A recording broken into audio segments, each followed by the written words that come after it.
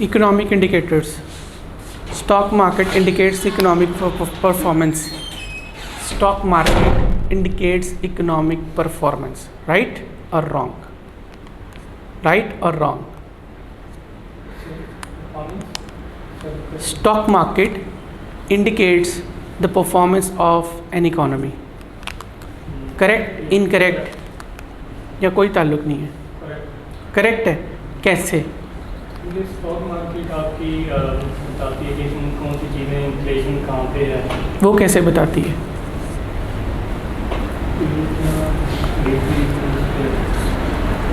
Topics पे से कम ही वो करने का 7, 8, 9 कौन सा अच्छा टॉपिक तैयार है उधर से पूछ लेता हूँ।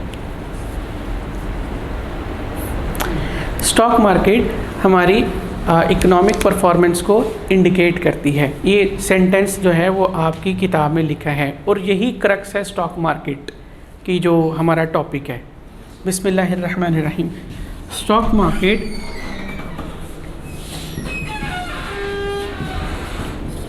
Market indicates performance of an economy. हम पढ़ क्या रहे हैं हजूर? हम पढ़ क्या रहे हैं? चैप्टर 2। इसका नाम मैंने क्या रखा था? Economic environment. जब तक हम बेटा क्लियर नहीं है इसमें हमारे लर्निंग ऑब्जेक्टिव क्या थे? इकोनॉमिक फैक्टर्स कौन कौन से हैं जो कि बिज़नेस ऑर्गेनाइजेशंस को अफेक्ट करते हैं। ऐसे ही था, ठीक है। नंबर 2 था how do these economic factors affect business organisation. यही दो हमारे लर्निंग ऑब्जेक्टिव थे जनाब। हमने अभी तक इनमें क्या क्या पढ़ा है? अनएम्प्लॉयमेंट, ठीक हो गया। Number 2 interest rate, inflation, unemployment हो गया, और जीडीपी, बैलेंस ऑफ पेमेंट। ये पढ़ लिया? हाँ, ये तो इसी में ही आ जाता है ना, एक्सचेंज रेट। ठीक हो गया, ये पढ़ लिया। हमने देखा कि अनएम्प्लॉयमेंट क्या होती है, हमने देखा कि अनएम्प्लॉयमेंट कैसे जो है वो अफेक्ट करती है, देखा। ठीक हो गया। अनएम्प्लॉयमेंट जो है वो बढ़ सकती है, कम हो सकती है, राइट। दोनों से ये अफेक्ट होगा बिजनेस ऑर्गेनाइजेशन। उमर भाई ऐसे ही है।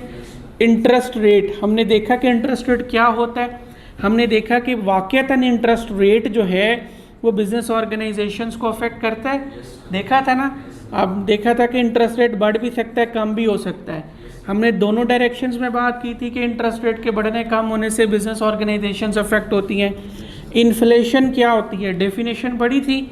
इन्फ्लेशन ज़्यादा हो सकती है, कम हो सकती है, प्राइसेस कम हो सकती हैं। ज़्यादा की बात की थी, कम आप लोग खुद ही सोच लीजिएगा जी। तो अगर इन्फ्लेशन बढ़ती है, रेट ऑफ इन्फ्लेशन बढ़ता है, बिजनेस ऑर्गेनाइजेशंस अफेक्ट होती हैं। बात की थी हम लोगों ने। जीडीपी क्या होती है? कल मैंने डेफिनेशन समझाई थी, market value of total production of an economy with in a given period है, ठीक है। और जीडीपी की वजह से बिजनेस ऑर्गेनाइजेशंस अफेक्ट होती हैं, इकोनॉमी अफेक्ट होती है। ये कल बात की थी हम लोगों ने, जीडीपी जब बढ़ता है तो क्या होता है? इन्वेस्टमेंट आती है तो क्या होता है? एम्प्लॉयमेंट बढ़ती है। एम्प्लॉयमेंट बढ़ने से क्या होता है? एसओएल बेहतर होता है। एसओएल बेहतर होने से क्या होता है? एग्रीगेट डिमांड लेवल जो है वो इंक्रीज होता है। तो भैया आपकी इकोनॉमी अफेक्ट, अच्छा, एग्रीगेट डिमांड लेवल जब बढ़ता है तो आपका रेवेन्यू बढ़ता है कि नहीं बढ़ता? ये कल बात की थी। तो अगर सिंगल ऑर्गेनाइजेशन की बात कीजिए तो आपका बिजनेस अफेक्ट हो रहा है। बीओपी की बात की थी हम लोगों ने। बीओपी क्या होता है? बीओपी कैसे बिजनेस ऑर्गेनाइजेशंस को अफेक्ट करता है या इकोनॉमी को अफेक्ट करता है, ये बात की थी हम लोगों ने कल, ठीक है। लाइकवाइज स्टॉक मार्केट जो है उसकी परफॉर्मेंस जो है वो भी इकोनॉमी को अफेक्ट करती है। The performance of stock market is measured by stock market index, right. Question arise के what is meant by stock market index, ठीक है जनाब, ऐसे ही है। स्टॉक मार्केट इंडेक्स क्या होता है? चलिए जनाब, कंपनी ए है, बी है, सी है, शेयर प्राइस 10 रुपये, 3 रुपये, 9 रुपये 50 पैसे, ठीक है। टोटल करिए इसको, डे 1 है, दिस इज, हम इसको कहते हैं मंथ, M1। टोटल करिए 19 22.50, ठीक हो गया। एवरेज प्राइस निकालिए। एवरेज प्राइस कैसे निकालेंगे? 22.50 डिवाइडेड बाय 3 निकालिए, 7.50 average share price, right. Company A के शेयर की प्राइस, कंपनी बी के शेयर की प्राइस, कंपनी सी के शेयर की प्राइस, राइट। मंथ 1 हो गया। लाइकवाइज मंथ 2 में भी हम लोग करते हैं, ठीक है जी। मंथ 2 आ गया, शेयर प्राइस आ जाएगा, ऐसे ही होगा। उमेर भी समझ नहीं आ रही, ये मैं बताता हूँ, ये मैं क्या बना रहा हूँ। अभी सिर्फ कैलकुलेशन पे फोकस करिए। इधर आ जाइए, उधर से नज़र नहीं आएगा। ये होगी 13 रुपये, ये होगी 4 रुपये 30 पैसे, और ये होगी 7 रुपये 25 पैसे। कैलकुलेट करिए। 24.55 एवरेज निकालिए। यहाँ पे मैं लिख लेता हूँ 24.55 डिवाइडेड बाई 3, 8.18 प्राइस आ गया। चेंज निकालिए, परसेंटेज चेंज निकालिए। परसेंटेज चेंज कैसे निकालेंगे? 8.18 minus 7.50 divided by 7.50 multiply by 100 निकालिए। 9.11%, 9.11%, ऐसे ही है। परसेंटेज कैलकुलेशन सही की है मैंने। ये क्या है?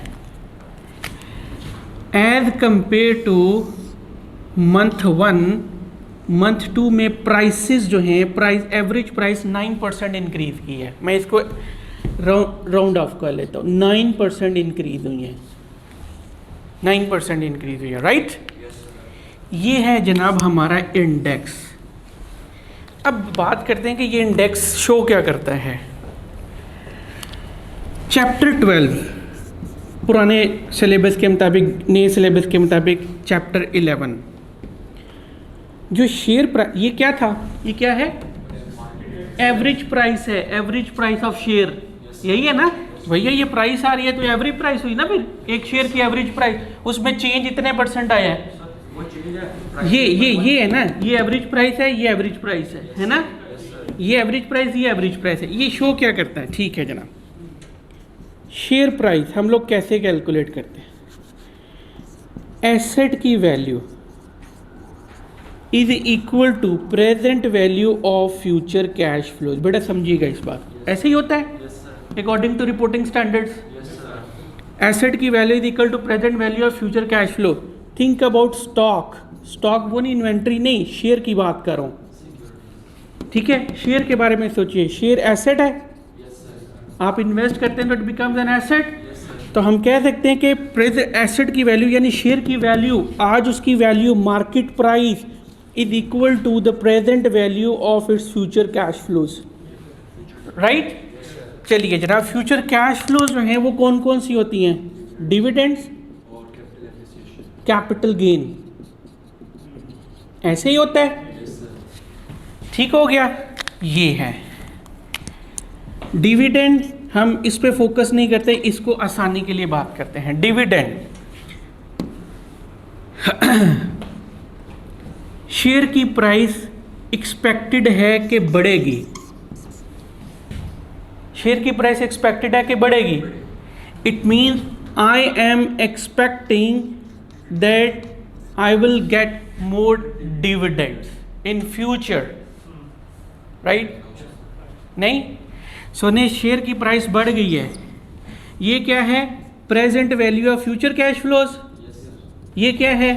Present value of future cash flows. ये अगर बढ़ गई है तो इट मीन्स कि I am expecting I will be getting more and more dividends in future. Sir हम इसको वैसे एग्रीगेट कर रहे हैं, ये नहीं कि वो और हमें डिविडेंड देगी कंपनी में, उस सेंस में बात कर रहे हैं। ये सिर्फ डिविडेंड्स बढ़ जाएगी। डिविडेंड पहले मिलता था 20 रुपये, अब मिलेगा 22 रुपये, अब मिलेगा 23 रुपये 10 पैसे, फिर मिलेगा 24 रुपये 50 पैसे, फिर मिलेगा 26 रुपये 35 पैसे। डिविडेंड इज ग्रोइंग, मुझे ज़्यादा डिविडेंड मिलेगा। आई एम एक्सपेक्टिंग, अगर ये बढ़ गया है तो इट मीन कि मेरी एक्सपेक्टेशन ज़्यादा हो गई हैं कि इन फ्यूचर मुझे ज़्यादा डिविडेंड्स मिलेंगे। ठीक है, बात समझ आई बेटा? क्या नाम है? राशिद। ये जो डिविडेंड फिक्स करते हैं मतलब जब हम शेयर लेते हैं तो तब वो फिक्स करते हैं कि आपको इतने परसेंट हम डिविडेंड देंगे। डिविडेंड तो फिक्स होता ही नहीं है। फिक्स होता है डिविडेंड? नहीं होता, वेरी। उसकी परसेंटेज भी फिक्स नहीं होती। ऑर्डिनरी शेयर्स की बात की जाए तो प्रेफर्ड की फिक्स होती है। हम यहाँ पे ऑर्डिनरी शेयर्स की बात कर रहे हैं, उसमें वेरिएबल होते हैं, पता ही नहीं होता अगले साल क्या रेट मिलेगा। हम सिर्फ फोरकास्ट कर सकते हैं, और फोरकास्टिंग डजेंट मीन कि 100% ऐसे होगा।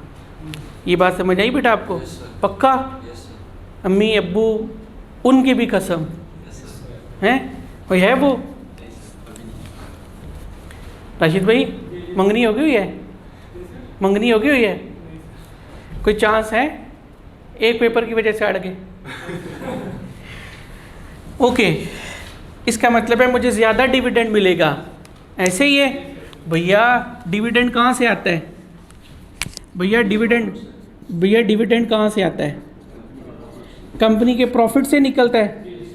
कंपनी का प्रॉफिट कहाँ से निकलता है? कंपनी के रेवेन्यू से। कंपनी का रेवेन्यू कहाँ से निकलता है? डिमांड से। डिमांड कहाँ से निकलती है? अगर मार्केट में अगर एसओएल बेहतर है तो अगर मैं एक्सपेक्ट कर रहा हूँ कि डिविडेंड बढ़ेगा, it means I am expecting कि प्रॉफिट बढ़ेगा, it means I am expecting कि रेवेन्यू बढ़ेगा, it means I am expecting कि डिमांड बढ़ेगी, it means I am expecting कि एसओएल बढ़ेगा। है ना जादू?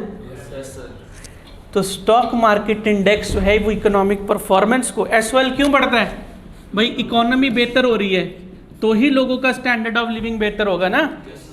इकोनॉमी साउथ अफ्रीका वाली है तो हमारा रहन सहन जो है वो जो है उसे क्या कहते हैं, अमेरिका वाला नहीं हो सकता, है ना।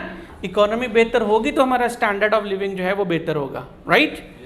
ठीक हो गया जनाब। तो अब यहाँ पे देखिए ये मुझे कैसे पता लगा? इंडेक्स से। ये इंडेक्स था। अब मैं देखो भाई ये भी और भाई एक फिगर निकाल लो तो मैं पता लग जाए। तो परसेंटेज चेंज अगर ये पॉजिटिव है इट मीन कि SOL is going to get better. ठीक हो गया? 9% as compared to previous month। जी बेहतर हो रहा है ना, पॉजिटिव है। यहाँ पे ये देखिए अगर ये ऐसा आ जाता है, मैं यहाँ पे लिखता हूँ, यहाँ पे आ जाता है 6.35, निकालिए इसका परसेंटेज चेंज निकालिए। 6.35 minus 7.50 divided by 7.50 multiply by 100।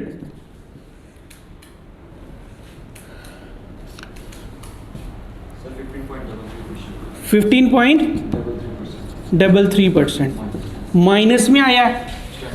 यहाँ से अब मुझे ये पढ़ने की ज़रूरत है कि ये और ये रेट क्या, ये और ये एवरेज प्राइसेस क्या थी। मैं यहाँ से ही कह सकता हूँ, इस नेगेटिव साइन को देख के कह सकता हूँ कि पिछले साल बेहतर थी, इस साल जो है वो माठी परफॉर्मेंस रही तमाम कंपनी। भाई तमाम कंपनी की बात कहाँ से आ गई? सुने ये देखिए, ये तमाम कंपनीज नहीं ली मैंने। इमेजिन के एक इकोनॉमी है में है ये 3 कंपनीज, तो फिर तमाम कंपनीज की परफॉर्मेंस जो है इस साल माठी रहेगी। तुम्हें कैसे पता? I am expecting. कहाँ से एक्सपेक्टिंग का? मुझे पता है डिविडेंड कम मिलेगा। क्यों? प्रॉफिट कम होगा। क्यों? रेवेन्यू कम होगा। क्यों? डिमांड कम होगी। क्यों? लोगों के पास पैसे ही कोई नहीं है। ठीक है जनाब। तो यहाँ से मुझे इकोनॉमिक परफॉर्मेंस का पता लग रहा है। डन हो गया। अब ये जनाब ये जो इंडेक्स होता है ये बनाने के काफ़ी सारे तरीके होते हैं। एक को कहते हैं प्राइस वेटेड इंडेक्स, दूसरा है मार्केट कैप इंडेक्स। जी सर हम पिछले एग्जांपल को देखें तो ये 7.20 ये तो कम हो गया 9.5 से इसके शेयर मार्केट जी, यानी कि फ्यूचर वैल्यू जो है वो ये वाले देखिए, मैं एग्रीगेट को, मैं पूरी इकोनॉमी को देख रहा हूँ, एक कंपनी को नहीं देख रहा। मुझे यहाँ पे मैं बैठा हूँ, ये इन्वेस्टर बैठा है, कहाँ बैठा हुआ है? यूएई में। इसके पास जो है वो मिलियंस ऑफ डॉलर्स हैं, इसने इन्वेस्ट करना है। तो भाई ये सबसे पहले तो डिसाइड करेगा पाकिस्तान और इंडिया और बांग्लादेश और नेपाल या भूटान, ठीक है। अगर साउथ एशियन में जाना कंट्रीज़ में, तो सबसे पहले तो इकोनॉमिक परफॉर्मेंस देखो। तो इकोनॉमिक परफॉर्मेंस कहाँ से पता लगेगी? इससे या इससे। उसके बाद फिर हम लोग कंपनी डिसाइड करते हैं,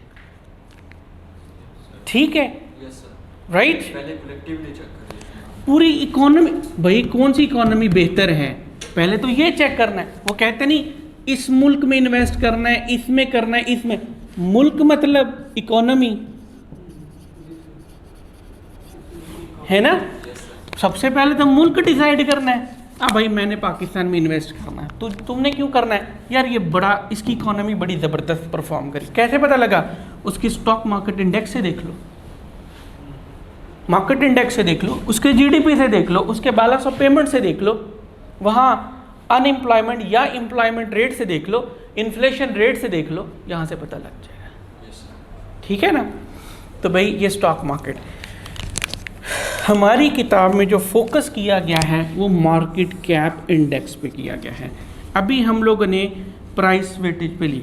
अगर मैं ये कह दूँ multiply by 100,000 shares, multiply by 30,000 shares, multiply by 50,000 shares, अगले साल भी मैं यही कर दूँ, कोई फ़र्क पड़ेगा? कोई फ़र्क नहीं पड़ेगा। निकाल लें एवरेज, यहाँ पे जो फिगर आएगी ये हमारे पास आ जाएगी 1 मिलियन। अब ये क्या है? इसको हम लोग कहते हैं market cap, market capitalisation. Number of shares outstanding multiply by per share price, तो जो फिगर आती है वो मार्केट कैपिटलाइजेशन कहलाती है। फिर उसके बाद आ जाती है 90,000 रुपया। फिर उसके बाद आ जाती है, इसको मल्टीप्लाई करिएगा, 50 मल्टीप्लाई बाय 9.50, 47,000। अब इसका एवरेज टोटल करके इसका एवरेज निकाल लेंगे हम लोग, ठीक है जनाब। ठीक है, मैंने क्या किया, अब मैंने उनके number of shares outstanding, number of shares outstanding से क्या मुराद है जनाब? वो शेयर जो कि इस वक्त मार्केट में फ्लोट कर रहे हैं जी, सब्सक्राइब्ड शेयर्स हैं। पाकिस्तान में तो सब्सक्राइब, पेड और issued same he, issued, subscribed and paid up वो सेम ही होते हैं, ठीक हो गया जनाब। ये है मार्केट कैप, आपकी चेक किताब में इसका जिक्र किया गया है, समझाना इसके ज़रिए से आसान है, ठीक है। कोई फ़र्क नहीं पड़ता, आप निकालेंगे तो एंड पे यही रेट आएगा, ठीक है जनाब। तो स्टॉक मार्केट इंडेक्स जो है वो आपको समझ आ गया? पक्का? सर इसका जीडीपी के साथ क्या ताल्लुक है? इसका जीडीपी के साथ क्या ताल्लुक है? इसका जीडीपी के साथ डायरेक्ट कोई ताल्लुक नहीं है, इसको हम जीडीपी के साथ मिला के देखते हैं। जीडीपी देख लो प्लस मार्केट इंडेक्स जो है वो देख लो, ठीक है, इनके साथ मिला करके देख लो तो पिक्चर कॉम्प्रिहेंसिव हो जाती है, ठीक है। डन। जीडीपी जो है वो इसको अफेक्ट कर सकता है। अगर जीडीपी बेहतर हो रहा है तो हम लोग ये ज्यूम करते हैं कि ये भी बेहतर हो रहा होगा। सर अगर वो जीडीपी इन्फ्लेशन की वजह से हो रहा है, जीडीपी इन्फ्लेशन, हम लोग जो जीडीपी निकालते हैं जो ज़्यादा बेहतर होती है वो होती ही रियल जीडीपी है, इसीलिए तो हम लोग नॉर्मली रियल जीडीपी कैलकुलेट करते हैं बेस ईयर। जी, बेस ईयर के साथ। हम प्राइस का इफेक्ट ही नहीं लेते हैं, ठीक हो गया जनाब, पक्का? इसमें कोई कमी बेशी, ये सारी बात विद एग्जाम्पल आपके नोट्स में लिखी है, किताब में मेरा ख्याल एग्जाम्पल नहीं दी गई है।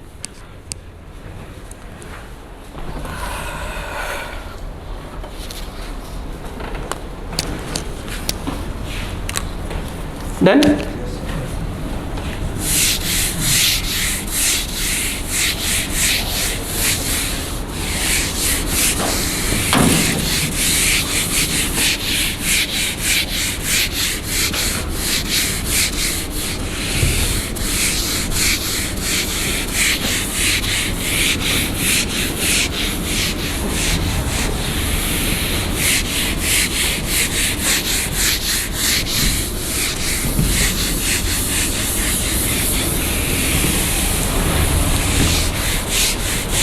ठीक है जनाब। नेक्स्ट आते हैं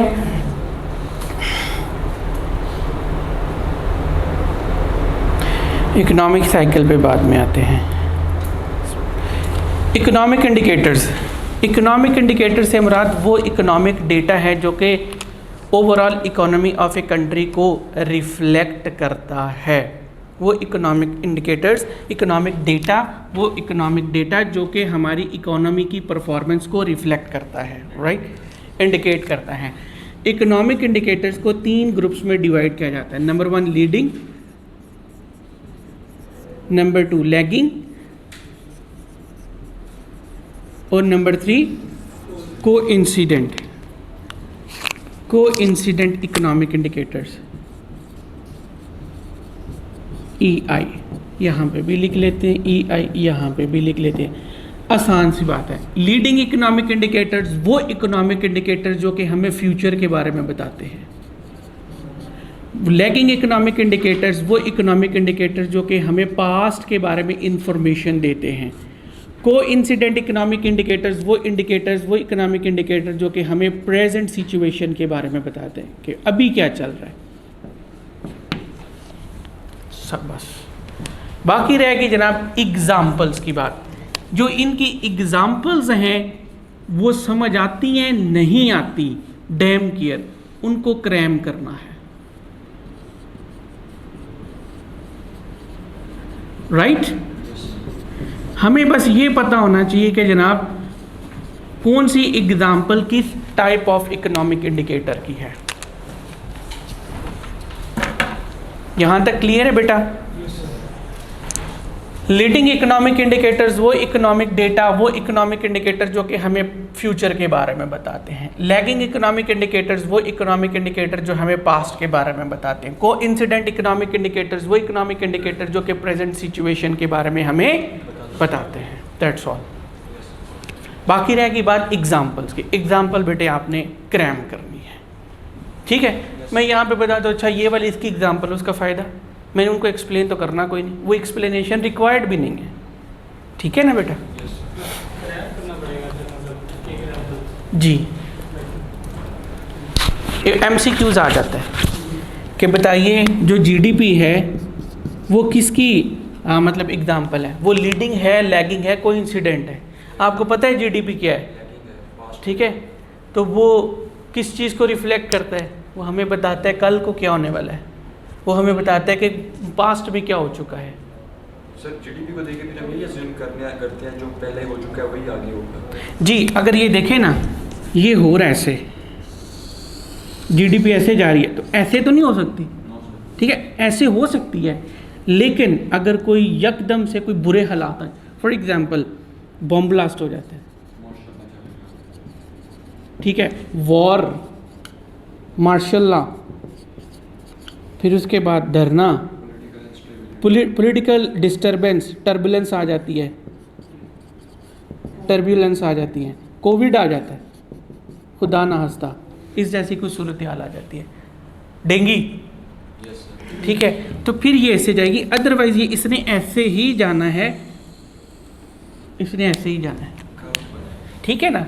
ये ऐसे भी नहीं हो सकती, सीधा कभी भी नहीं जाएगी, इसने सीधा जाने नहीं दिया जाता इसको, अदरवाइज तबाही हो जाएगी, इन्फ्लेशन आ जाएगी। जी,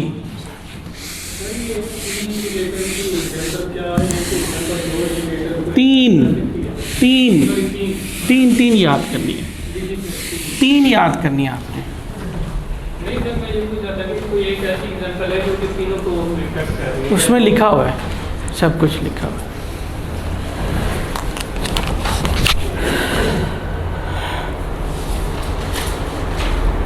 ऐसी फ़िलहाल हमारे सिलेबस में नहीं, मौजूद नहीं है, इसलिए हम उस पर बात भी नहीं करेंगे। स्टॉक मार्केट हो गया बेटा, इकोनॉमिक इंडिकेटर्स हो गया, हमें डेफिनेशन आनी चाहिए, डेफिनेशन मैंने समझा दिया आपको। एग्जांपल्स आनी चाहिए, उनकी डिटेल एक्सप्लेनेशन रिक्वायर्ड नहीं है, ठीक है बेटा? जी, बुल मार्केट और बेस मार्केट के थोड़ा सा कॉन्सेप्ट है, लेकिन तो मैंने एक सीजन देखा था उसमें ये काफ़ी बड़ी यूज हुआ। बुल बियरिश, बुल कहते हैं, बुल एक सिंबल है जो कि रिप्रेजेंट करता है इंक्रीज इन प्राइसेस को, और बियर जो है ये एक सिंबल है जो कि रिप्रेजेंट करता है decrease in decline in prices को। जो बंदा ये एक्सपेक्ट करता है कि कल को प्राइसेस बढ़ेंगी उसे बुलिश कहते हैं। The person is bullish. जो बंदा ये एक्सपेक्ट करता है कि कल को प्राइसेस जो हैं वो डिक्रीज़ होंगी उसे बियरिश कहते हैं। चैप्टर नंबर 13 में हमारा ताल्लुक़ इन दोनों के साथ होगा। हमारा फॉरवर्ड कॉन्ट्रैक्ट, हमारा फ्यूचर कॉन्ट्रैक्ट, हमारा ऑप्शन ही उस वक्त होगा जब बुलिश बियरिश आपस में मिलेंगे। बुलिश के दरमियान कॉन्ट्रैक्ट नहीं हो सकता, बियरिश के दरमियान कॉन्ट्रैक्ट नहीं हो सकता। One person should be bullish and the other person should be bearish, तब जा कर के हमारा कॉन्ट्रैक्ट होगा। क्यों राशिद भाई ऐसे ही है? समझ आई कोई नहीं? तो यस सर।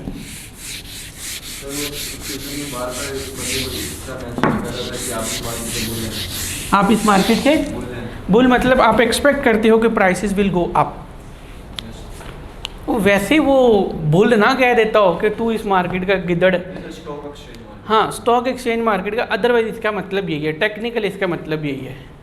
अब मूवी में वो किस सेंस में यूज़ कर रहा था वो मुझे मालूम नहीं है। हाँ, आप देखिएगा बुल का सर हमेशा ऊपर होगा, बियर का सर हमेशा नीचे होगा।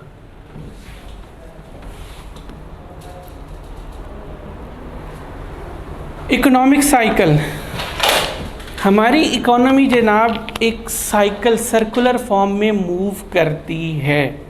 हमारी इकोनॉमी जो है वो एक सर्कुलर फॉर्म में मूव करती है। इस इकोनॉमिक साइकिल को हम लोग बिजनेस साइकिल कहते हैं। हम इस इकोनॉमिक साइकिल को ट्रेड साइकिल भी कह सकते हैं। 4 फेजेस से हमारी इकोनॉमी गुजरती है, एक्सपेंशन या रिकवरी, पीक या बूम, कॉन्ट्रैक्शन, ट्रफ या रिसेशन या फिर डिप्रेशन है। ठीक है, एमसीक्यूज़ के लिए ये इंतहाई इम्पॉर्टेंट है। फिर उसके बाद पहचान क्या है? How can we identify that at the moment we are at the specific stage of economic cycle. ये इंडिकेटर्स हैं। अगर तो जनाब एग्रीगेट डिमांड इंक्रीज हो रही है तो वी आर रिकवरिंग, एक्सपैंड कर रहे हैं। ठीक है, we are recovering. Aggregate supply बढ़ रही है तो it means we are recovering. जी, यहाँ पे थे, अब यहाँ पे आ चुके हैं। तो भाई यहाँ पे क्या है, हमारी एग्रीगेट डिमांड जो है वो बढ़ रही होगी। क्यों? क्योंकि यहाँ पे हम लोगों ने, गवर्नमेंट ने अपनी पॉलिसी रिविजिट की। गवर्नमेंट ने एक्सपेंशनरी फिस्कल पॉलिसी जो है वो अडॉप्ट की, और इसके साथ सेंट्रल बैंक ने एक्सपेंशनरी मॉनेटरी पॉलिसी जो है उसको जप्फी लगाई। तो क्या हुआ? एग्रीगेट डिमांड बढ़ना शुरू हो गई, एग्रीगेट सप्लाई जो है वो भी बढ़ना शुरू हो गई। ठीक है जनाब। फिर उसके बाद क्या है? नेशनल इनकम, जीडीपी को नेशनल इनकम भी कहते हैं। जीडीपी बढ़ना शुरू हो गई, स्टार्ट इंक्रीजिंग, एम्प्लॉयमेंट रेट बढ़ना शुरू हो गया। बात समझ में आती है? जी, एम्प्लॉयमेंट रेट बढ़ना शुरू हो गए। इन्फ्लेशन रेट जो है वो, उस पे जो है वो क्या इम्पैक्ट आया? वो भी आहिस्ता आहिस्ता इंक्रीज होना शुरू हो गया। ठीक है भैया, सप्लाई सिर्फ डिमांड से नहीं बढ़ती है, उसके लिए इन्फ्लेशन का होना भी ज़रूरी है। लॉ ऑफ सप्लाई क्या कहता है? भैया क्वांटिटी सप्लाई उस वक्त बढ़ेगी जब प्राइसेस बढ़ती हैं। एक बंदा कहता है कि जनाब 100 रुपये की चीज़ लेनी है, सप्लायर कहता है मैंने 120 की देनी है, वो कहता है नहीं मैंने 100 की ही लेनी है। यहाँ पे 100 बंदा आ जाए, ये अड़ा हुआ है तो बिकेगा माल नहीं, उसके लिए प्राइसेस का थोड़ा सा चेंज होना ज़रूरी है। ठीक है, गड़गड़ गड़गड़ ऊपर जाती इकोनॉमी। ये तो तबाही फेर रही है इन्फ्लेशन, पीक पे पहुंच जाएगी। पीक पे पहुंच चुकी होगी। डिमांड एट हाई लेवल पे, सप्लाई उस लेवल से इंक्रीज नहीं हुई जिस लेवल से डिमांड इंक्रीज हो रही है। डिमांड सप्लाई गैप आ गया, यस सर। ठीक है। गैप आने की वजह से टू मच इन्फ्लेशन, ठीक है। इस टू मच इन्फ्लेशन को फिर कंट्रोल करना पड़ता है। भाई मुल्क में तमाम अमीर लोग नहीं होते हैं, वहाँ पे हमारे जैसे जो है वो चिंदी चोर भी होते हैं जो इकट्ठे करते रहते हैं। भाई वी आर मिडिल क्लास, ठीक है, हमें जोड़ना पड़ता है। तो भाई वहाँ पे हम जैसे लोग भी होते हैं जो कि इन्फ्लेशन से सफ़र होते हैं। और गवर्नमेंट जो है वो सिर्फ एलीट क्लास के लिए नहीं होती है।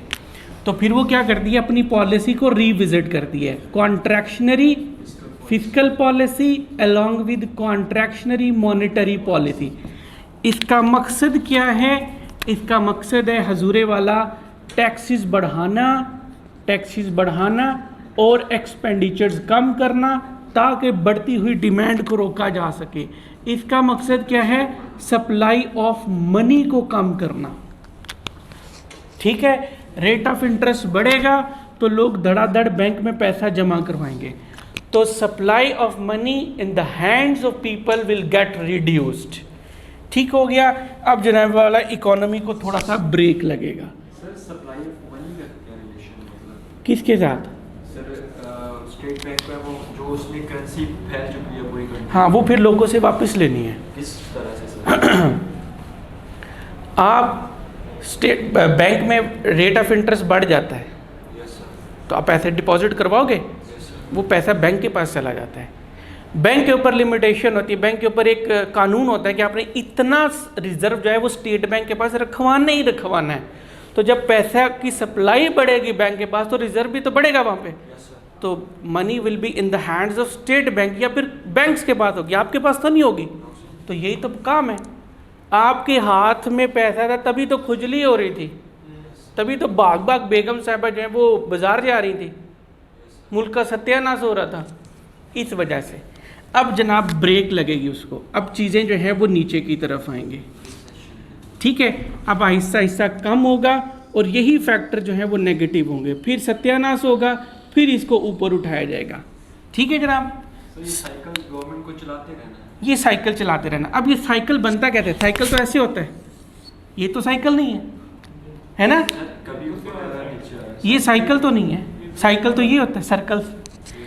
इसी फेज को उठा के अगर मैं हजूर यहाँ पे ले आऊँ, सर्कल बनता है ना, यस सर। इसी फेज को उठा के, ये पूरा एक साइकिल है ना, यहाँ से चला और फिर यहाँ पे आ गया, ठीक है। उसको उठा के यहाँ पे ले आओ तो साइकिल बनता है कि नहीं बनता? Yes sir. Economic cycle.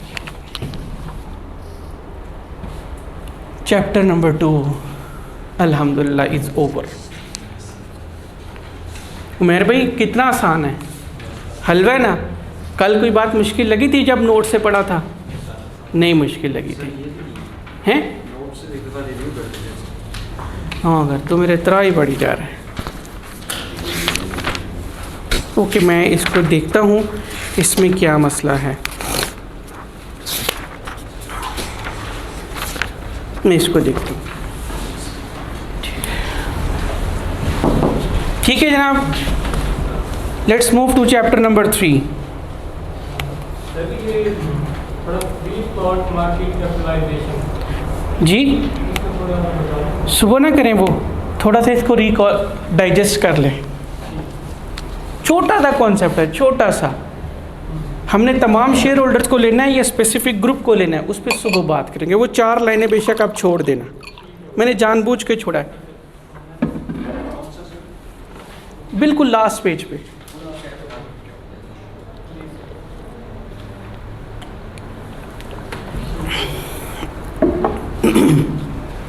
बिस्मिल्लाहिर्रहमानिर्रहीम। सोशल एंड लीगल एनवायरनमेंट, बड़ा आसान चैप्टर है, हद भी मुक भी है। इसकी आसानी तो वैसे अखीर है यार, एक इसकी और एक चैप्टर नंबर 5 की।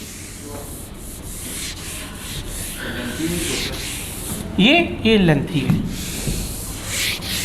खाची लिखी हुई है, कुछ भी नहीं है। पेस्टल इकोनॉमिक्स से पढ़ा। हाँ, पेस्टल से याद आया, पेस्टल क्या है? अभी हमने क्या पढ़ा भैया, आप रिवाइज करवाइएगा मुझे। पॉलिटिकल और नहीं, मुझे फैक्टर बताइएगा। इंटरेस्ट रेट, अनएम्प्लॉयमेंट, वन करके बताइएगा। GDP, stock market index, inflation, unemployment,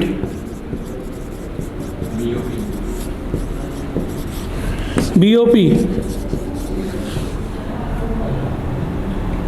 last में जो साइकिल बड़ा ये वो छोड़िए, ये चीज़ें पढ़ी हैं। These are the factor. वो इकोनॉमिक साइकिल को फैक्टर नहीं है, ठीक है, these are the factor.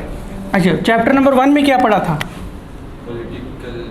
Political factors पढ़े थे। ये लीजिए, मैं यहाँ पे कौन कौन से पढ़े थे? एक फिस्कल पॉलिसी के बारे में पढ़ा था बेटा जी, एक हमने गवर्नमेंट की स्टेबिलिटी के बारे में पढ़ा था। उसके आइडियोलॉजी के बारे में। हाँ, क्या ही बात है, political ideologies,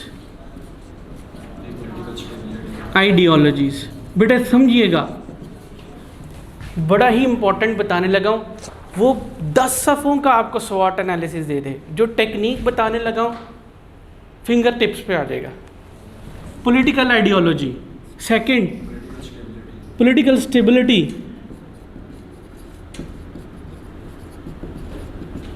number 3 government policies,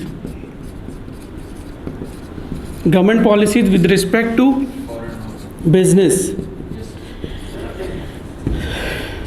specific industry, ऐसे ही है। पब्लिक से मुतल्लिक उसकी पॉलिसी क्या है। नेक्स्ट आता है फॉरेन पॉलिसी, ये पढ़ा था जी ना, ये फैक्टर्स पढ़े थे। ओके, ये क्या है? इको फैक्टर्स है। ठीक होगा जनाब, किसी को इन बातों से इनकार हो वो उठ के क्लास से बाहर चला जाए। ओके जनाब, यही बातें हैं। ओके, ये क्या है? इंटरेस्ट रेट अफेक्ट करता है, मानते हो? जीडीपी अफेक्ट करता है तुम्हारे बिजनेस डिसीजंस को, ये करता है, ये भी करता है, ये भी करता है, ये भी करता है। डिटेल में पढ़ा, ये तमाम फैक्टर्स करते हैं। पॉलिटिकल आइडियोलॉजीज मैंने एग्जांपल से समझाया था।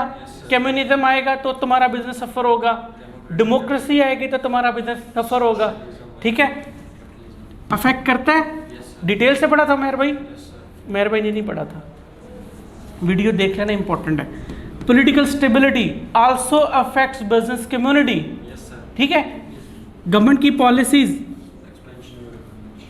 पॉलिसीज एक तो जनरल पॉलिसी होती है, फिस्कल पॉलिसी, मॉनेटरी पॉलिसी, एक होती है with respect to specific industry. Khan Sahab ने कंस्ट्रक्शन इंडस्ट्री को फेवर दी, खान साहब ने जो है वो एक्सपोर्ट इंडस्ट्री को फेवर दी, खान साहब ने टेक इंडस्ट्रीज़ को जो है टेक इंडस्ट्री को फेवर दी, ठीक है। मियाँ साहब शुगर इंडस्ट्री को फेवर देते थे,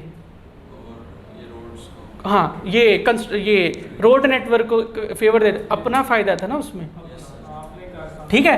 तो स्पेसिफिक इंडस्ट्री पे भी खान साहब ने एक्सपोर्ट इंडस्ट्री को फेवर दी, इंपोर्ट इंडस्ट्री की बैंड बजाई, ठीक है ना। कंस्ट्रक्शन इंडस्ट्री को फेवर दी, तमाम कंस्ट्रक्शन ऑर्गेनाइजेशंस को, कंस्ट्रक्शन बिजनेस से मतलब जितनी भी ऑर्गेनाइजेशन थे सबको फेवर दी, ठीक है। ये यही ठीक हो गया। Specific industry overall business policy. Cigarette industry जो है, सिगरेट बनाने वाली जो कम ऑर्गेनाइजेशन है, उनको हर वक्त दबा कर रखा जाता है, उनको फेवर नहीं दी जाती, ठीक है। अच्छा, पब्लिक पॉलिसी होती हैं, फॉरेन पॉलिसी होती है, ये सारी चीज़ें जो हैं ये बिजनेस ऑर्गेनाइजेशंस को अफेक्ट करती हैं, पक्का। अच्छा, मुझे बताइए स्वॉट एनालिसिस क्या होता है? ये मैं यहाँ से रेज कर रहा हूँ, समझिएगा बेटा। व्हाट इज स्वॉट analysis?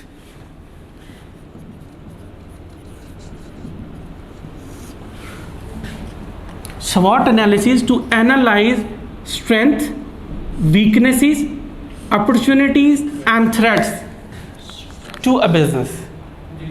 Strengths and weaknesses of an organization, opportunities available to business organization and threats to an organization. इनको एनालाइज करना है।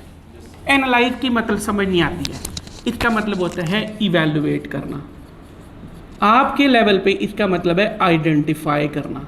जब आप CFAB लेवल पे जाओगे, CFAB 3 में वो आपसे इवैल्यूएशन करवाएगा या नहीं, MSA 2 में जाओगे तो वो इवैल्यूएशन करवाएगा, उसके फाइनेंशियल नॉन फाइनेंशियल एस्पेक्ट भी कैलकुलेट करवाएगा। खैर मैं यहाँ पे इसको नहीं करता, मैं इसको मिटा देता हूँ। आइडेंटिफाई यानी हमने स्ट्रेंथ, वीकनेसेस, OT इनको आइडेंटिफाई करना है, राइट। अब ये जो हैं स्ट्रेंथ एंड वीकनेसेस, इनका ताल्लुक इंटरनल एनवायरनमेंट के साथ होता है।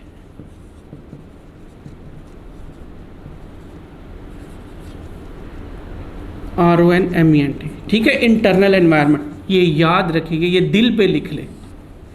इन दोनों का ताल्लुक जो है ये एक्सटर्नल एनवायरनमेंट के साथ है। सवाल पैदा होता है कि what is meant by internal and external. सादा सी बात है सोने भाई, environment within boundary of organisation, environment outside boundary of organisation.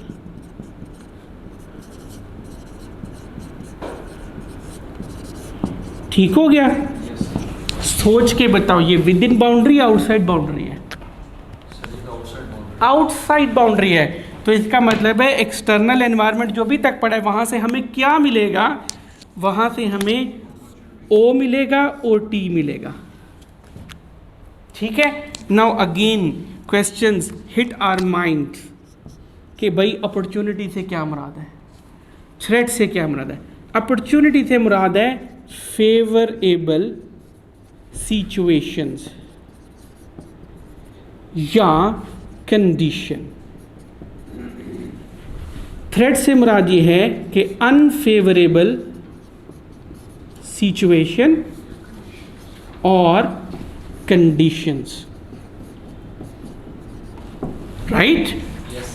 तो भैया अगर ये सारी की सारी सूरतें, ये सारे के सारे फैक्टर ऐसे चेंज हो जाएं कि इससे मेरे प्रॉफिट जो हैं वो बढ़ना शुरू हो जाएं, और ये इस तरह के चेंज हो जाएं कि मेरे प्रॉफिट्स बढ़ना शुरू हो जाएं, तो ये सारे फैक्टर्स तो मेरे लिए फेवरेबल हो गए, तो ये सारे फैक्टर तो मेरे लिए अपॉर्चुनिटी हो गए।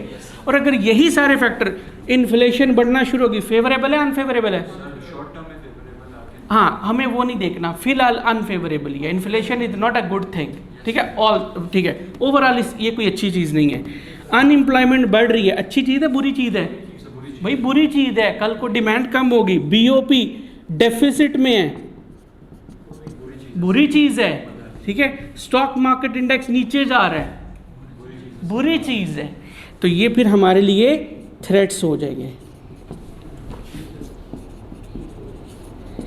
सर ये तो आपने यहाँ से बताया, क्वेश्चन में कैसे पता करना है? सोने भाई, interest rate, GDP index, inflation, unemployment, BOP के एलिमेंट्स, इनमें से किसी पे भी एग्जामिनर वो क्वेश्चन पेपर में बात करता है, फौरन वो पॉइंट अंडरलाइन कर लो।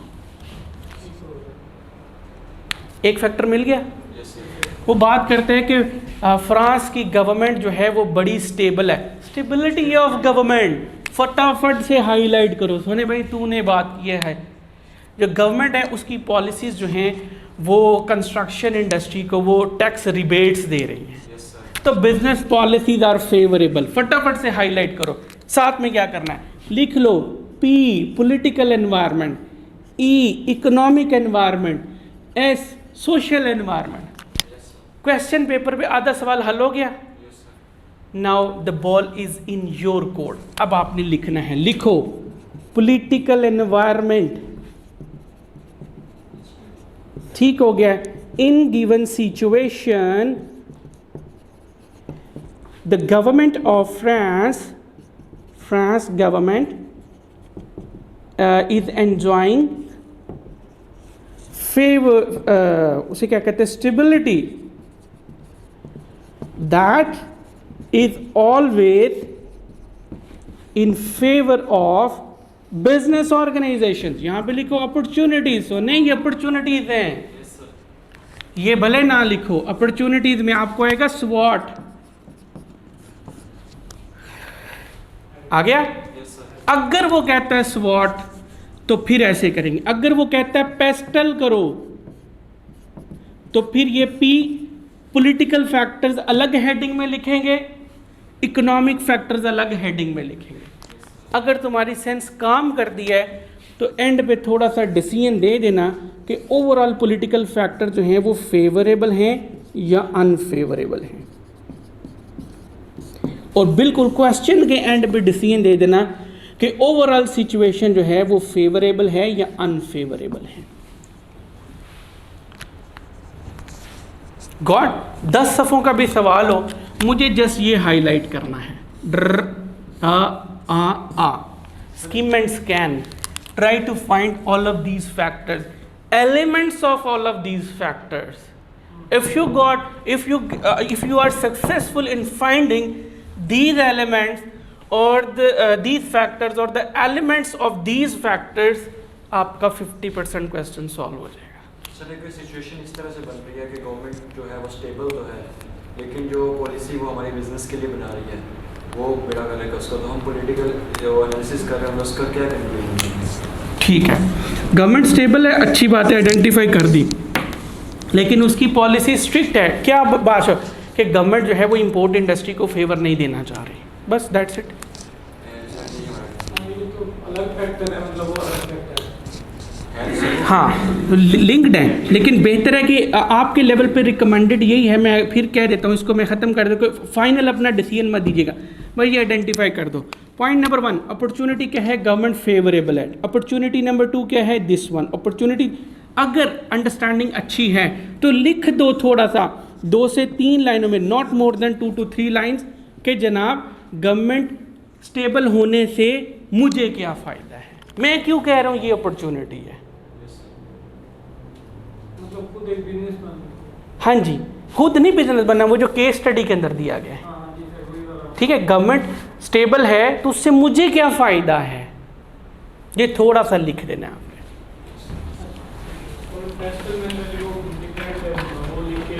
ये पेस्टल ही है, याद रखिएगा, मैं बता रहा हूँ, MSA तक नहीं बताया जाता ये बात। पेस्टल पोर्टर 5 फोर्सेस चैप्टर 7 और वैल्यू चेन एनालिसिस चैप्टर 8, इन तीनों को जो है, ये तीनों का रिजल्ट होता है स्वॉट।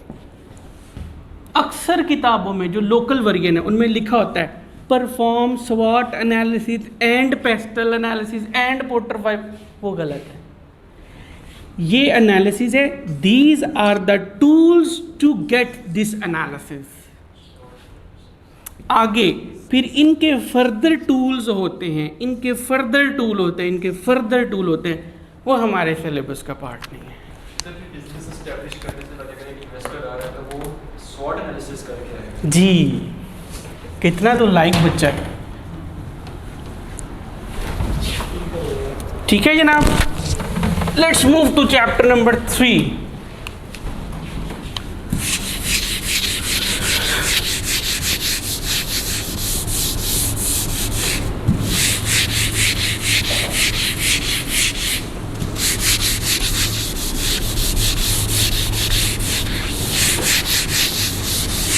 मिटाने में 5 मिनट लग जाते हैं, इतना ज़्यादा लिख देता हूँ।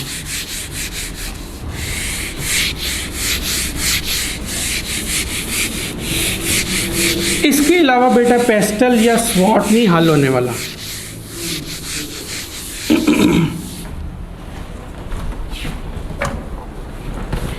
सोशल एंड लीगल एनवायरनमेंट समझिएगा बेटा इसको। बिस्मिल्लाहिर्रहमानिर्रहीम।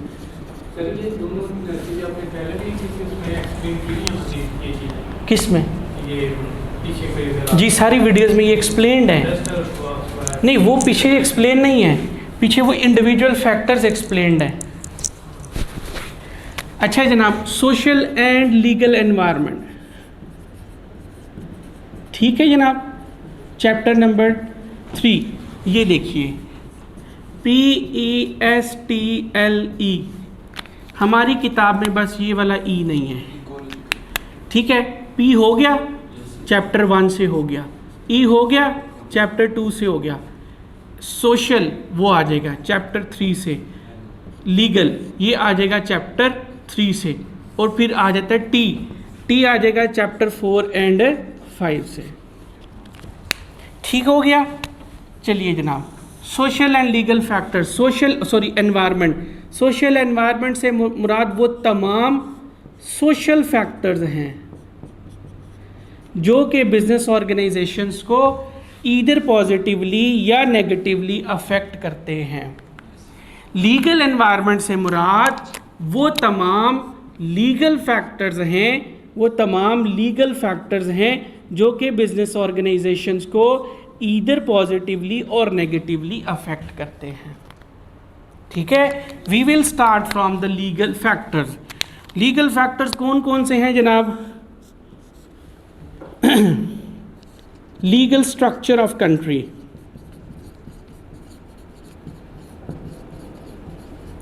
नंबर 2 ये 1 है। Number 2 laws and regulations applicable या प्रीवेलिंग विद इन कंट्री। ठीक हो गए जनाब। Fortunately this is the not part of our syllabus, we need to focus on this topic only. Point laws and regulations applicable within country. ठीक है, ये 2 factors हैं जो कि लीगल एनवायरनमेंट को जो है वो उसकी कंपोजिशन में आते हैं। लॉज एंड रेगुलेशंस, अब इसमें हमें लर्निंग ऑब्जेक्टिव क्या है, वो कौन कौन से लॉज हैं, what are those laws and regulations. ठीक हो गया। Number 2 how do these laws, ठीक हो गया, these laws and regulations affect business organisations. Done बेटा, कितना आसान है। अब पेस्टल में अगर केस स्टडी में आ जाता है तो मुझे ये तमाम लॉज एंड रेगुलेशंस का जहाँ पे वो नाम लेगा फ़ौरन से हाईलाइट, झट से हाईलाइट करना है, देखना है कि वो कानून क्या कहते हैं, उठाना है उनको अपने आंसर शीट में डाल देना। ठीक है, चलिए जी इस पेस्टल में सारे के सारे एक्सटर्नल फैक्टर्स हैं। पेस्टल में हाँ जी, ये देखें ना, पॉलिटिकल कहाँ से आता है, इकोनॉमिक कहाँ से आता है, सोशल, टेक्नोलॉजिकल। टेक्नोलॉजी जो है वो चेंज होती है, टेक्नोलॉजी हम लोग बाहर से लेके आते हैं। ठीक है, और लीगल इकोलॉजिकल माहौलियात से मुतल्लिक, ये हमारे सिलेबस का पार्ट भी नहीं है। ठीक है, सर फिर इंटरनल के लिए हम क्या करें? इंटरनल रिसोर्सेज एंड कॉम्पिटेंसीज, फिर उसके बाद जो है वो किस तरीके से आप इनको यूटिलाइज कर रहे हो। कुछ ऑर्गेनाइजेशन के पास अच्छे रिसोर्सेज, अच्छी कॉम्पिटेंसीज होती हैं, उनको तमीज़ ही नहीं होती है इनको कैसे यूटिलाइज करना है। ठीक है, सेठ कल्चर को देख लीजिए, उनके पास अच्छे चार्टर्ड अकाउंटेंट्स होंगे, उनकी फाइनेंशियल मैनेजमेंट टेक्निक अच्छी है, फिर भी इसको कीड़ा होता है कि नहीं जैसे मैं कह रहा हूँ ना वैसे अकाउंट्स बनाओ, तमीज़ ही नहीं है यूज़ करने की। ठीक है, मल्टीनेशनल है, MNC है, चार्टर्ड अकाउंटेंट है, FM जानता है, टैक्स को भी जानता है, लेकिन खड़ूस है, मतलब MNC है लेकिन इनका कल्चर बड़ा स्ट्रिक्ट है। यहाँ पे जो मैनेजर है, जो CFO है, वो कहते हैं कि नहीं यार बस जैसे मैं कह रहा हूँ वैसे तुम करो, या जैसे रूल्स एंड रेगुलेशंस है बस तुमने उन्हीं का पालन करना है, उन्हीं को जो है वो फॉलो करना है, तो तमीज़ ही कोई नहीं है। चेंज, नोकिया ख़रीदते हो 3310? नहीं, नोकिया के पास रिसोर्सेज अच्छे थे, कॉम्पिटेंसीज अच्छी थी, इनको यूज़ कैसे करना तमीज़ कोई नहीं रही, इसने अपने आप को चेंज नहीं किया, खा गए अगले, ख़त्म हो गई। बहरहाल ये बाद में डिस्कस करेंगे। ये चैप्टर कंटेंट्स क्या हैं, बिजनेस ऑर्गेनाइजेशन से क्या मुराद है, लीगल एनवायरनमेंट से क्या मुराद है, सोशल फैक्टर्स कौन कौन से जो बिजनेस ऑर्गेनाइजेशंस को अफेक्ट कर रहे हैं, सोशल लीगल फैक्टर कैसे बिजनेस ऑर्गेनाइजेशंस को अफेक्ट करते हैं, ये बात हम पहले कर चुके हैं कि बिजनेस एनवायरनमेंट से क्या मुराद है। हाईलाइट देखिए, सोशो हैं और लीगल हैं। लीगल एनवायरनमेंट से मुराद वो तमाम लीगल फैक्टर्स हैं जो कि बिजनेस ऑर्गेनाइजेशंस को, बिजनेस कम्युनिटी को, बिजनेस फ्रेटर्निटी को ईदर पॉजिटिवली या नेगेटिवली अफेक्ट करते हैं। कम्युनिटी लीगल फैक्टर जो कि बिजनेस ऑर्गेनाइजेशंस को अफेक्ट करते हैं। नंबर 1, कंट्री का लीगल सिस्टम कैसा है, laws and regulations prevailing within the country कौन कौन से हैं। This slide is very very important for MCQs exam. भाई कौन कौन से लॉज हैं जो कि प्रिवेल करते हैं normally with in a country, या अगर पाकिस्तान की बात की जाए तो कौन कौन से लॉज जो हैं वो अप्लाई होते हैं। कॉर्पोरेट लॉज हैं, ठीक है, कंपनीज एक्ट 2017 पढ़ा। पार्टनरशिप लॉज हैं, पार्टनरशिप एक्ट 1932 पढ़ा। एम्प्लॉयमेंट लॉज हैं, लेबर लॉज होते हैं। हेल्थ एंड सेफ्टी लॉज हैं, HSC लॉज होते हैं। डेटा प्रोटेक्शन लॉज हैं। गूगल, जब आप गूगल में अकाउंट बनाते हो, माइक्रोसॉफ्ट में अकाउंट बनाते हो, आपसे वो नीचे टिक करवाता है, वो यही करवाता है कि भाई हम आपका डेटा प्रोटेक्ट करते हैं, अगर ज़रूरत पड़े तो हम किसी के साथ शेयर कर सकते हैं। आप खुद ही कहते हो हाँ जी शेयर कर सकते हो। Cyber laws, competition laws, monopolies, anti collusion regulation, price control, consumer protection, sales of goods act पढ़ा आपने, sales of goods laws P law में है ना, हाँ। कॉपीराइट्स, पेटेंट्स और लाइसेंस इससे मुतल्लिक कवानीन है जनाब। कंपनी लॉ क्या जानते हैं? कंपनी लॉ वो तमाम रूल्स एंड रेगुलेशंस जो कि एक ऑर्गेनाइजेशन जिसका स्टेटस प्राइवेट या पब्लिक लिमिटेड कंपनी हो तो उस पर अप्लाई होते हैं। ऐसे ही है वो तमाम कवानीन जो कि किसी प्राइवेट या पब्लिक लिमिटेड कंपनी पे अप्लाई होते हैं। की कॉर्पोरेट लॉ कौन सा है? कंपनीज एक्ट 2017 है। इशू कौन करता है? Securities and Exchange Commission of Pakistan, SECP ने इसको इशू किया है। हर private limited, public limited company के ऊपर ये जिम्मेदारी है, ये उनकी रिस्पॉन्सिबिलिटी है कि वो इन कवानीन को फॉलो करेंगे। अगर वो इनको फॉलो नहीं करती है तो उन्हें लीगल कंसिक्वेंसेस का सामना करना पड़ेगा। ये लॉज कहते क्या हैं? ये बेस्ट प्रैक्टिसेस को इंडोर्स करते हैं। ऑडिट करवाना है, बेस्ट प्रैक्टिस है। आपने अकाउंट्स मेंटेन करने हैं, बेस्ट प्रैक्टिस है। आपने डिविडेंड अनाउंस करके मुकर नहीं जाना, बेस्ट प्रैक्टिस है। ठीक हो गया। आपका ऑफिस का नाम कैसा होना चाहिए? किसी के साथ मिलता जुलता नहीं होना चाहिए, बेस्ट प्रैक्टिस है। अच्छा जनाब, ये कंपनी लॉ किस पे बात करता है? ये कंपनी लॉ गाइड करता है कि आप अपनी कंपनी कैसे रजिस्टर करवा सकते हो। ये कंपनी लॉ हमें बताता है कि कौन बंदा है जो डायरेक्टर बनने के काबिल है। ये कंपनी जो है, लॉ जो है, ये हमें डायरेक्टर्स की रोल्स एंड रिस्पॉन्सिबिलिटीज पे बात करता है कि नहीं करता? ठीक है। अदर ऑपरेशनल मैटर्स, कंपनी का नाम कैसे डिसाइड कर सकते हो, आपका रजिस्टर्ड ऑफिस जो है वो किधर होना चाहिए, उस पर बात करता है। डिविडेंड की अनाउंसमेंट और उसकी डिस्ट्रीब्यूशन पे बात करता है, करता है ना। ऑडिट, कंपनी की financial statement should be audited होनी चाहिए, इस पर बात करता है। ये बताता है कि कंपनी ने अगर वाइंड अप होना है तो उसके वाइंडिंग अप का प्रोसीजर क्या है। ये बताता है कि कितने अरसे तक आपने अपने फाइनेंशियल रिकॉर्ड्स को जो है वो मेंटेन रखना है। ठीक हो गया जनाब। In case of public limited company मेरा ख्याल है 10 साल है, अब चेंज हो चुका होगा। पार्टनरशिप लॉज कितना आसान है उमर भाई, ऐसे हलवा लग रहा है ना, कितना आसान है ना, ऐसे याद होता चला जा रहा है। पार्टनरशिप लॉज वो तमाम कवानीन जो कि एक पार्टनरशिप फर्म पे अप्लाई होते हैं। 1932 जो है वो इस पे बात करता है। क्या बात करता है? कि आप पार्टनरशिप फर्म कैसे रजिस्टर करवा सकते हो, प्रॉफिट एंड लॉस कैसे शेयर किया जा सकता है, हर पार्टनर की रोल्स एंड रिस्पॉन्सिबिलिटीज़ क्या होती हैं, अगर पार्टनर्स के दरमियान झगड़ा हो जाए तो उसको कैसे रिजॉल्व करवाया जा सकता है। ठीक हो गया। अगर पार्टनरशिप डिसॉल्व करनी है तो उसका प्रोसीजर क्या है, पार्टनरशिप को अगर आपने कंपनी में कन्वर्ट करना है तो उसका प्रोसीजर क्या है। ठीक हो गया। फिर कंपनी लॉज और पार्टनरशिप लॉज की रिक्वायरमेंट में फ़र्क है। कंपनी लॉज, कंपनीज एक्ट 2017 की जो उसे क्या कहते हैं रिक्वायरमेंट्स हैं, are little bit strict as compare to the partnership laws है। मिसाल के तौर पे पार्टनरशिप जो है वो हमें ये एक्ट ये नहीं कहता कि आपने जो है वो SECP के साथ अपनी फाइनेंशियल स्टेटमेंट जमा करवानी है। कंपनीज एक्ट हमें ये कहता है। पार्टनरशिप लॉ हमें AGM करवाने को नहीं कहता, ना डिविडेंड शिविडेंड की बात करता है। कितना आसान है ना। ऐसे बैठे बैठे हल वो समझ आती जा रही है, ऐसे लगता है जैसे बस लास्ट स्लाइड, ऐसे लगता है जैसे बस वो डाइजेस्ट होता जा रहा है। ऐसे ही है एम्प्लॉयमेंट लॉज वो तमाम लॉज एंड रेगुलेशंस जो कि एक लेबर के राइट्स को प्रोटेक्ट करती हैं, जो एम्प्लॉयर को बताती हैं कि जनाब आपके जो एम्प्लॉय हैं उनके राइट्स क्या हैं, एम्प्लॉयज़ को मद्देनज़र रखते हुए आपकी ऑब्लिगेशंस क्या हैं। कितना आसान है ना।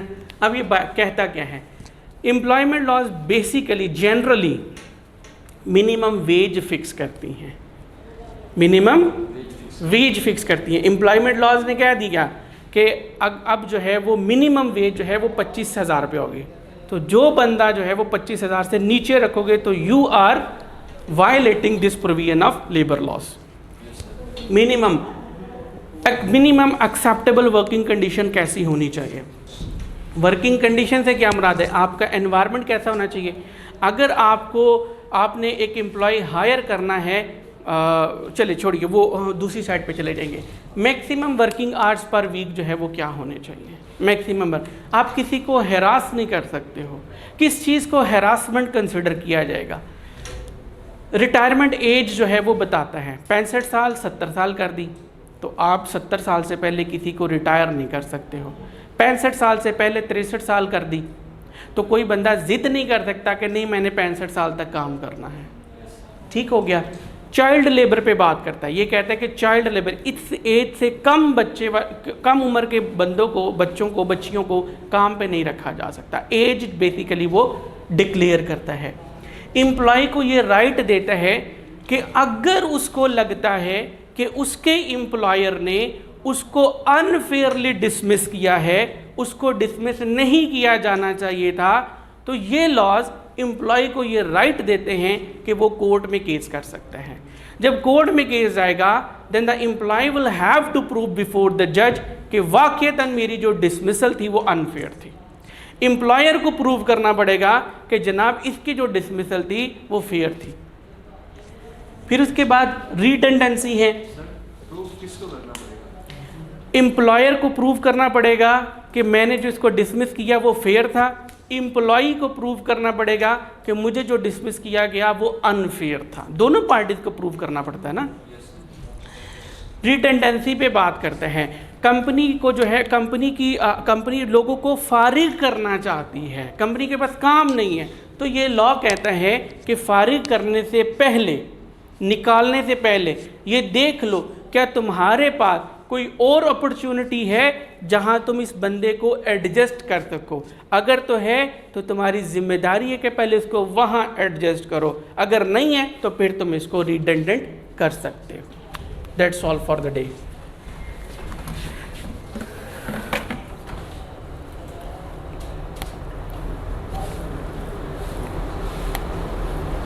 सर इसके कंप्लीट नोट्स मैं शेयर कर दूंगा आज।